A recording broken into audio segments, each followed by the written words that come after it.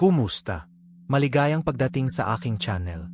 Ako si Diyos, at gusto kong pasalamatan ka sa pagsama sa akin ngayon. Gusto kong simulan sa pagsasabing hindi ako naniniwala sa mga pagkakataon lang. Kung nandito ka sa video na ito, naniniwala ako na may mensaheng gustong iparating sa iyo ang Diyos. Kaya, samahan mo ako hanggang sa dulo dahil may espesyal akong mensahe na nais ibahagi sa iyo.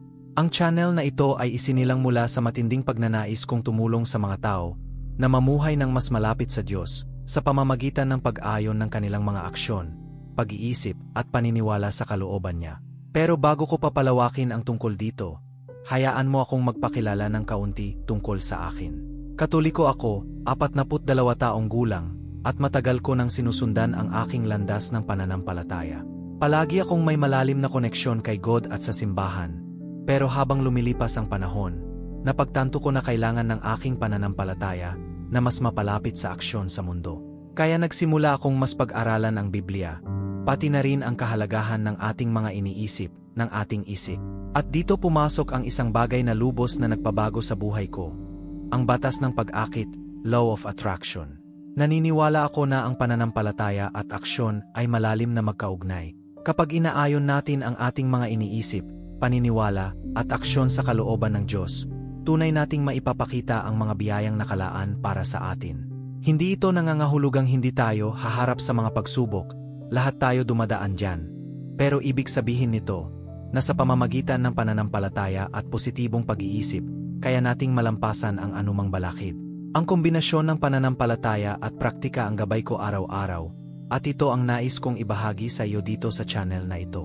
Ang misyon ng channel na ito ay simple.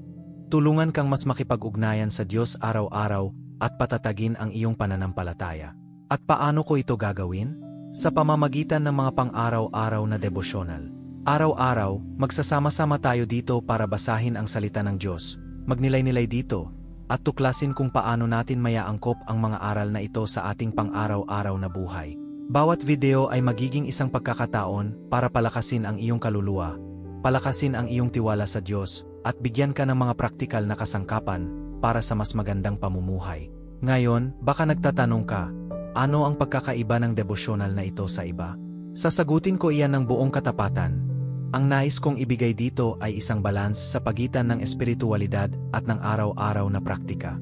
Naniniwala ako na tinatawag tayo ng Diyos upang makipagtulungan sa Kanya sa paglikha ng ating buhay. Ibig sabihin, ang ating pananampalataya ay hindi pasibo, ito ay aktibo. Kapag tayo'y nananalangin at nagtitiwala sa Diyos, kailangan din nating kumilos, mag-isip at magpadala ng tamang enerhiya sa isang direksyon. At ito ang pag-uusapan natin araw-araw dito. Nais kong maunawaan mo na ang mga biyaya ng Diyos ay bukas para sa ating lahat, pero kailangan nating iayon ang ating sarili sa Kanya. At nagagawa ito sa pamamagitan ng disiplina, pananampalataya, at isang kaisipan na nakatuon sa kabutihan, pasasalamat, at pakikipagtulungan sa Diyos. Ngayon, ipapaliwanag ko ng kaunti kung paano magiging ang mga video natin. Dito sa channel, araw-araw ay gagawa tayo ng devosyonal na sama-sama. At ano ang ibig sabihin nito? Bawat video ay magsisimula sa isang panalangin upang ihanda ang ating mga puso para sa mensahe ng araw. Pagkatapos, magbabasa tayo ng isang bahagi ng Biblia. Pipiliin ko palagi ang mga talata na makakapagbigay ng inspirasyon at praktikal na aral para sa ating araw-araw na buhay. Susunod, magmumuni-muni tayo ng magkasama tungkol sa talatang iyon. Pag-uusapan natin kung paano natin maisasagawa ang mensaheng ito sa ating buhay, kung paano tayo mas lalapit kay God, at kung paano ito makakatulong sa atin na malagpasan ang mga hamon sa ating daraanan. At sa dulo ng bawat video, magdarasal tayo ng sama-sama, isang panalangin ng pag-aalay, pananampalataya, at pasasalamat.